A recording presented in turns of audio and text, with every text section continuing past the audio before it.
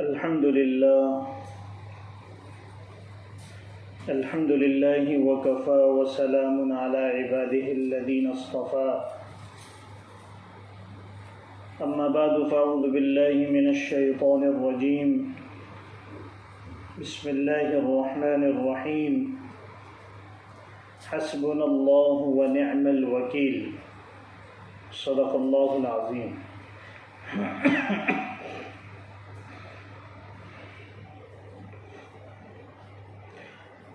اللہ تبارک و تعالیٰ کی ذات ہی سب کچھ ہے، اور اللہ تعالیٰ کے سوا کچھ بھی نہیں۔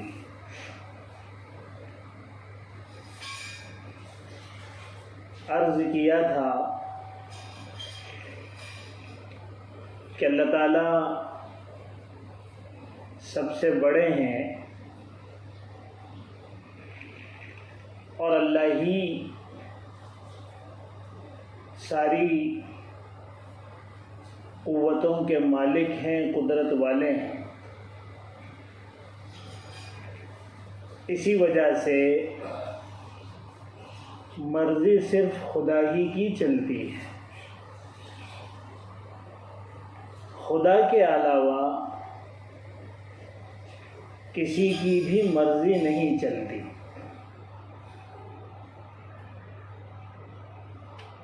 مثال کے طور پر حضرت آدم علیہ السلام جنت میں تھے،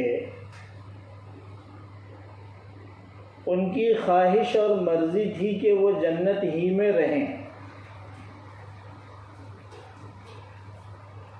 لیکن اللہ تبارک و تعالیٰ کی مرضی یہ نہیں تھی۔ اللہ تعالیٰ نے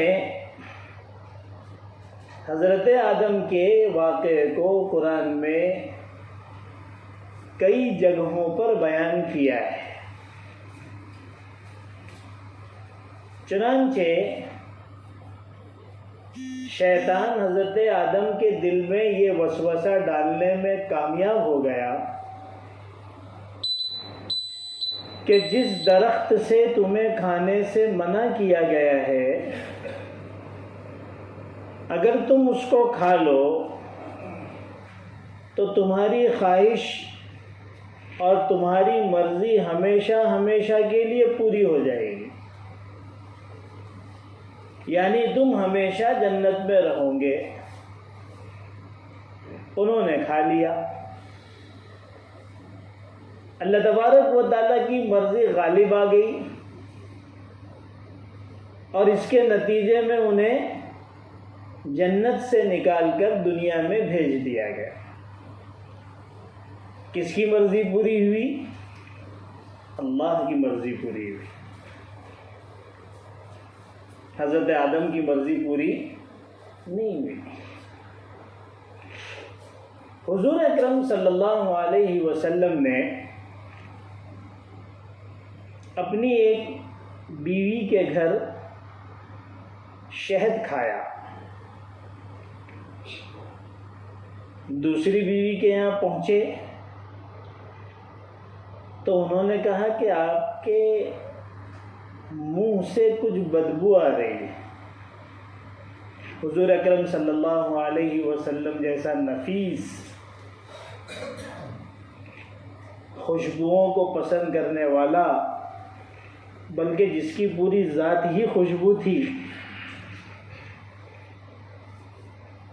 ان کو بڑی کراہت محسوس ہوئی۔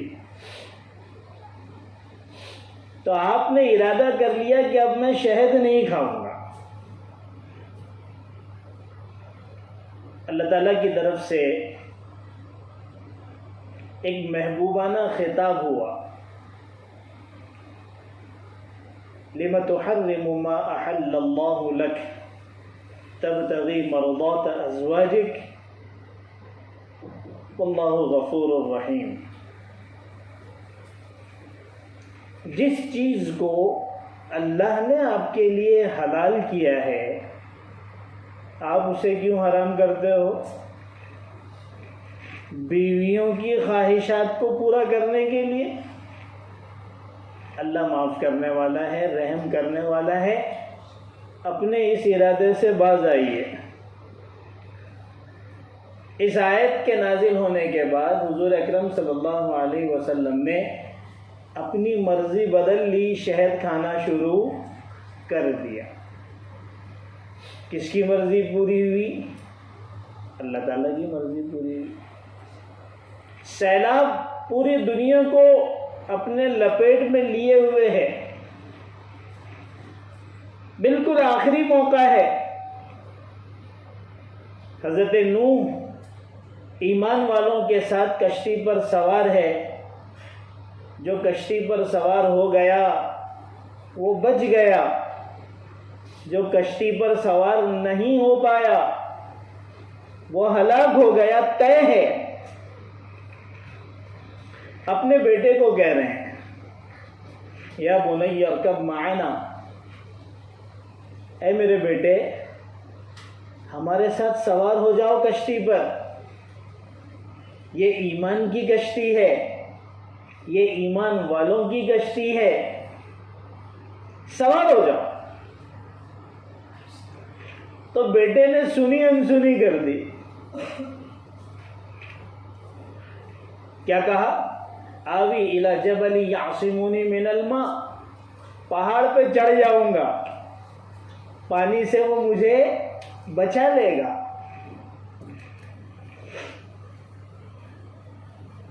آج بھی اولاد اپنے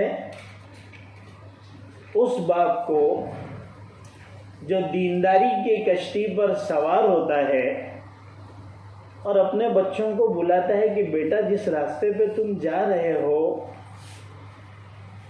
اس راستے کو چھوڑ کر اس دینداری والی کشتی میں آ جاؤ، آ جاؤ اللہ کی کشتی میں، آ جاؤ اللہ کے رسول کی کشتی میں، دین کی کشتی میں آ جاؤ۔ تو بچے سنی انسنی کر دیتے کہ ابا کی تو ویسی ایج پوری ہو چکی ہے، ابھی تو بیچارے یہی بولیں گے۔ میری ڈگری، میرا جاب مجھے بچا لے گا، مجھے خوشگوار زندگی دلا دے گا۔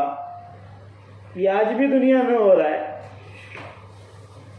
اسی طریقے سے وہ لوگ جو دین کی کشتی میں سوار ہیں وہ لوگوں کے منتیں کر رہے ہیں، سماجتیں کر رہے ہیں، ان تک دین کی بات پہنچا رہے ہیں کہ اس راہ سے ہٹ جاؤ،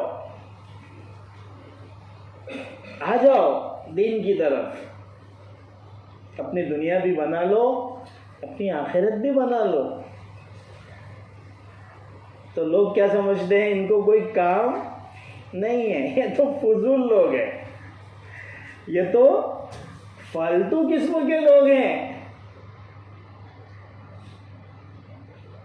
دنیا کی ترقی، دنیا کی کامیابی، دنیا کی عزت کا انہیں کیا پتا، انہیں کیا نالج ہے۔ وحال بینہم الموج فکان من المغرقین۔ ابھی تو کنورزیشن چل ہی رہا تھا، گفتگو، باپ نے بلایا، بیٹے نے کہا کہ دیکھ لوں گا، ہے میرے پاس بچانے والی چیزیں، بس فوراً ایک موج آئی اور اسے بہا لے گئی، فکان من المغرقین، وہ ڈوب گیا۔ تو حضرت نوح کی مرضی کیا تھی؟ بیٹا بچ جائے، بیٹا سوار ہو جائے، لیکن مرضی کس کی چلی؟ اللہ کی مرضی چلی۔ اللہ ہی کی مرضی چلتی ہے، وہی قدرت والا ہے، وہی فیصلہ کرنے والا ہے، اسی کا حکم چلتا ہے۔ اسی وجہ سے عقل مندی یہ ہے کہ اللہ کو اپنے دل میں بسا لو، اللہ سے اپنا تعلق جما لو، اللہ کے بتائے ہوئے طریقے پر چل پڑو، اللہ ہی کو بڑا مانو۔ اس یقین کو اپنے دل میں جما لو کہ جو اللہ چاہے گا وہی ہوگا، ہمارے چاہنے سے کچھ نہیں ہوگا۔ اسی وجہ سے قرآن کریم میں اللہ تعالیٰ فرماتے ہیں اذکروا اللہ ذکرا کثیرا، اللہ کا خوب ذکر کرو، اللہ کا خوب ذکر کرو۔ اس کا ایک مطلب تو یہ ہے کہ خوب اللہ تعالیٰ کی تسبیحات پڑھو،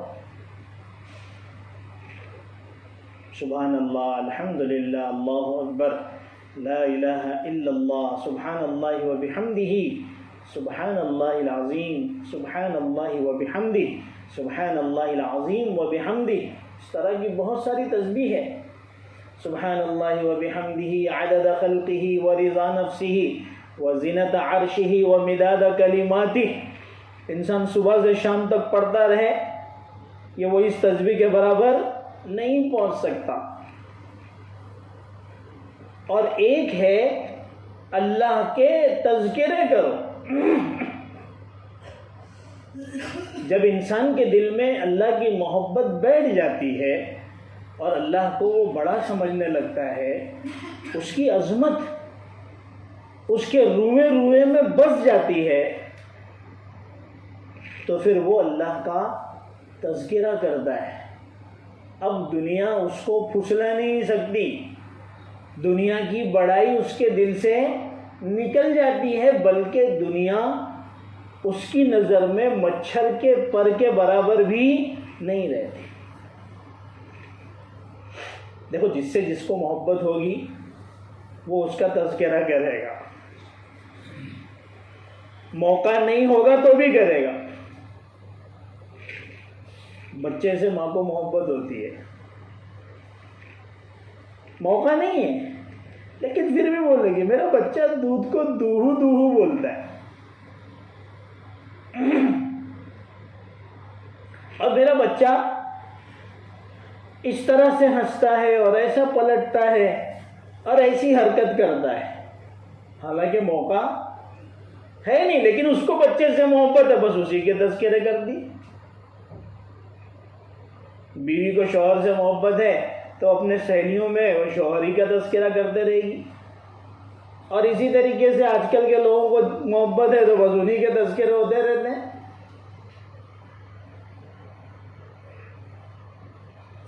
اسی طریقے سے جن کے دل میں پکا ایمان ہے، جو سچے مومن ہیں، وہ جہاں موقع ملے گا اللہ تبارک و تعالیٰ کا تذکرہ شروع کر دے۔ دنیا داروں کی مجلس میں بیٹھا ہے وہ ایمان والا، دنیا کے تذکرے ہو رہے ہیں، ارے بھائی ہماری تو یہ پلاننگ ہے، ابھی ہمارا بزنس یہاں تک پہنچا ہے اور آگے کا یہ پلان ہم نے کیا ہے، اور فلاں ہیں اور چنا ہے اور چنی ہے۔ وہ ساری باتیں سن کے فوراً بولے گا کہ بھئی کرنے والی ذات تو اللہ کی ہے، اللہ اگر چاہے گا تو انشاءاللہ آپ کو آپ کے مقصد تک پہنچا دے گا۔ اللہ سے اپنا تعلق جوڑ لو، اللہ تعالیٰ آپ کو آپ کی مراد میں کامیاب کرے گا۔ اگر اللہ تعالیٰ سے ہمارا تعلق جڑا ہوا نہیں رہا تو ہمیں کامیابی نہیں مل سکتی۔ وہ اللہ کے تذکرے شروع کر دے گا۔ کسی نے اگر اس کے سامنے کہا کہ میں نے ایسا گھر خریدا ہے اور ایسا میں اس کے اندر کام کرا رہا ہوں اور اس کے آگے ایسا لان ہے اور اس طرح سے پارکنگ ہے اور اس طرح سے میں نے باغات بنائے ہیں اور یہاں کھیتیاں ہیں اور یہاں فلاں ہیں، وہ ساری چیز سن کر اس کی تعریف بھی کرے گا اور کہے گا کہ اگر دنیا میں اتنی خوبصورت چیز تم بنا رہے ہو تو اللہ کی جنت کیسی ہوگی۔ یہ ساری دنیا کو اللہ تبارک و تعالیٰ نے کبھی نظر محبت سے دیکھا بھی نہیں، تو وہ جنت کیسی ہوگی جس کا تذکرہ اللہ اپنے کلام میں بار بار کر رہا ہے۔ وہ اللہ کی نعمتوں کے تذکرے شروع کر دے گا۔ یہ ہے پکے ایمان والے ہونے کی نشانی کہ اب اللہ کی باتیں ہیں، اللہ کے تذکرے ہیں، اللہ کی نعمتیں ہیں اور اللہ کی قدرت کے تذکرے ہیں۔ اس کی زندگی میں آپ کو یہی چیز ملے گی۔ کیوں؟ اس لیے کہ اس کے دل میں اللہ کی عظمت بیٹھ چکی ہے۔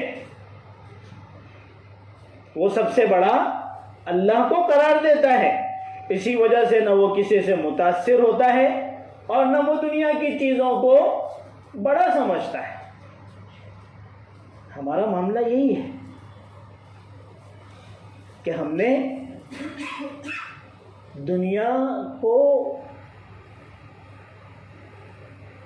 اپنا مرکز بنا لیا۔ دنیا ہی کے تذکرے، دنیا ہی کے پلاننگ، دنیا ہی کی ترقی کا تصور، اسی کے لیے محنت، اسی کے لیے کوشش، دنیا والوں کو ہی بڑا سمجھا جا رہا ہے، انہی کے پیچھے انسان دوڑ رہا ہے، جس کا نتیجہ یہ ہوا کہ اللہ کی کبریائی اور اللہ کی بڑائی ذہنوں سے نکل گئی۔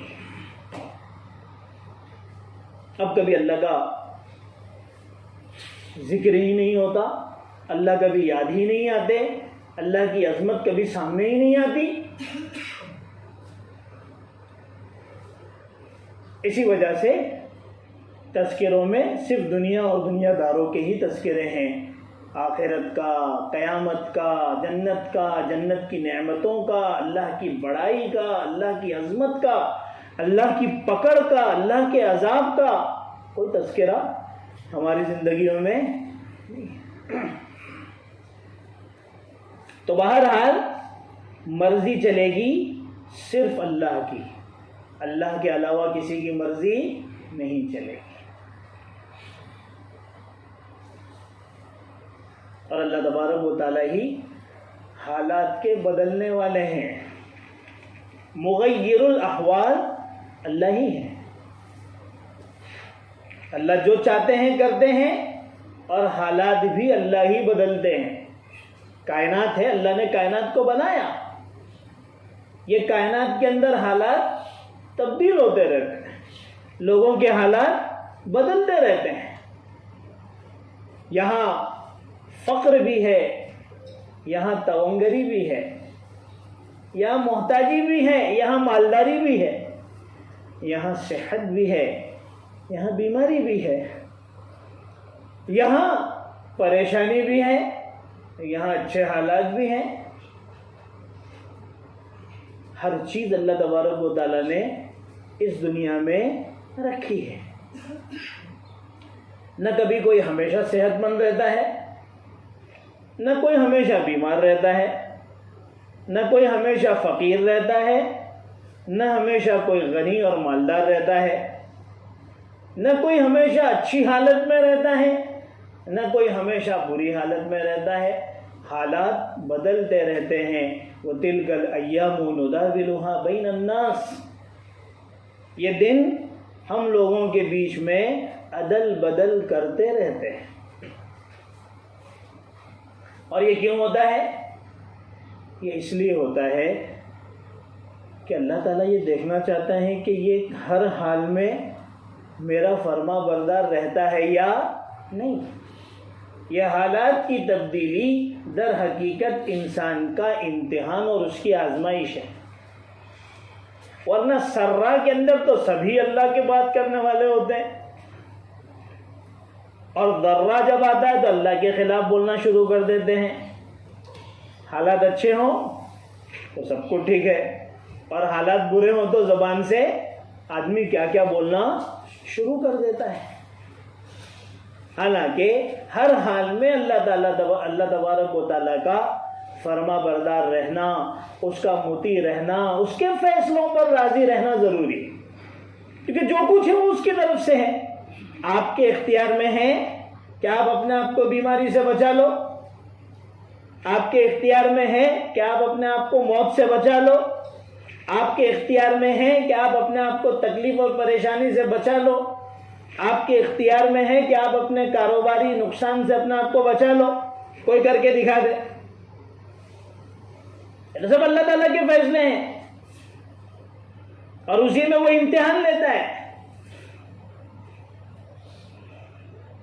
اسی میں وہ امتحان لیتا ہے، اور اسی میں اس کے نیک بندے کامیاب رہتے ہیں کہ اللہ تو جب کھلا رہا تھا تب بھی تو میرا رب تھا، اور آج میں فاقے اور بھوکے سے ہوں تب بھی تو میرا رب ہے، میرے لیے ذرا برابر بھی گنجائش نہیں ہے کہ میں تیرے حق میں ایک لفظ بھی غلط استعمال کروں۔ یہ ہے اصل ایمان۔ حضرت نوح تقریباً 950 سال تک اپنی قوم کو دعوت دیتے رہے، ایمان کی طرف بلاتے رہے، اللہ کی طرف بلاتے رہے مسلسل۔ قرآن نے بڑے پیارے انداز میں حضرت نوح کی دعوت کا تذکرہ کیا ہے، پوری ایک سورت ہی اتار دی، سورہ نوح۔ کتنے جلیل القدر پیغمبر ہوں گے، اللہ کو کتنے محبوب ہوں گے کہ پوری سورت ان کے نام پر اور پورے ان کی دعوت کے تذکرے سے بھری ہوئی ہے۔ دعوت دے رہے ہیں، بلا رہے ہیں۔ ایک طویل زمانہ گزر گیا۔ کتنا زمانہ؟ 10 سال، 20 سال، 50 سال۔ یہاں تو چند دن کام کرنے کے بعد آدمی بھر سا جاتا ہے، اوب سا جاتا ہے، ارے کوئی سنتا ہی نہیں، کوئی سمجھتا ہی۔ 100 سال، 200 سال۔ قرآن کہتا ہے حضرت نوح 950 سال تک دعوت دیتے رہے۔ چند لوگ ہدایت پر آئے۔ نبی کی دعوت، نبی کی تڑپ، نبی کا اخلاص، 950 سال کی محنت، اور چند لوگ آپ کی جماعت میں شامل ہوئے۔ تو جب دل بھر گیا تو اللہ سے تذکرہ کیا، انی دعوتہم، قال ربی انی دعوت لیلا و نہارا، اے اللہ دن میں بھی بلایا، رات میں بھی بلایا، کوئی وقت چھوڑا نہیں، لیکن یہ سنتے نہیں، یہ ماننے کے لیے تیار نہیں۔ اب میرا دل بھی بھر گیا ہے۔ ارے بھائی نبی بھی تو بشر ہی ہوتا ہے نا، اللہ تعالیٰ بہت ساری خصوصیات سے، قوتوں اور طاقتوں سے، صلاحیتوں سے نوازتے ہیں، لیکن بنیادی طور پر ہے تو بشر ہی۔ قل انما انا بشر مثلکم یوحی الی، اللہ کے رسول سے کہلوایا گیا کہ نبی کہو میں بھی تمہاری طرح ہی ایک بشر ہوں، ہاں فرق ہے یوحی الی، میرے پاس اللہ کی طرف سے وحی آتی ہے۔ یہ بہت بڑا فرق ہے، اسی نے تم میں اور مجھ میں فرق کر دیا کہ میں اللہ کا نبی ہوں، تم اللہ کے نبی نہیں ہو۔ یہ ہے بنیادی فرق۔ تو وہ بھی تو انسان ہی تھے کہ میں نے دن رات بلایا لیکن یہ آتے نہیں ہیں۔ نہ صرف یہ کہ میری بات نہیں سنتے بلکہ میرا مذاق اڑاتے ہیں۔ میں اکثر کہا کرتا ہوں کہ مولوی ٹائپ لوگوں کو دیکھ کے لوگوں کو شرارت سوچتی ہے، داڑھی میں دیکھ کے، کرتا پاجامہ میں دیکھ کے، اپنے والوں کو ایک بہت بڑا طبقہ ہے، کیا سوچتی ہے؟ شرارت سوچتی ہے۔ اللہ ان کو صحیح سمجھ دے۔ یہی حرکتیں اس زمانے کے کفار اپنے نبیوں کے ساتھ کیا کرتے، مذاق اڑایا کرتے۔ تو حضرت نوح نے ایک مرتبہ کہا، جب ان سے ان کی قوم نے کہا کہ یہ کیا بنا رہے ہو، تو کہا کہ میں کشتی بنا رہا ہوں۔ کیوں؟ اللہ کا عذاب آنے والا ہے۔ تو انہوں نے کہا کہ ہم تو دعا کرتے ہیں کہ عذاب آ جائے، یہ ریت کے اوپر کشتی چلے گی؟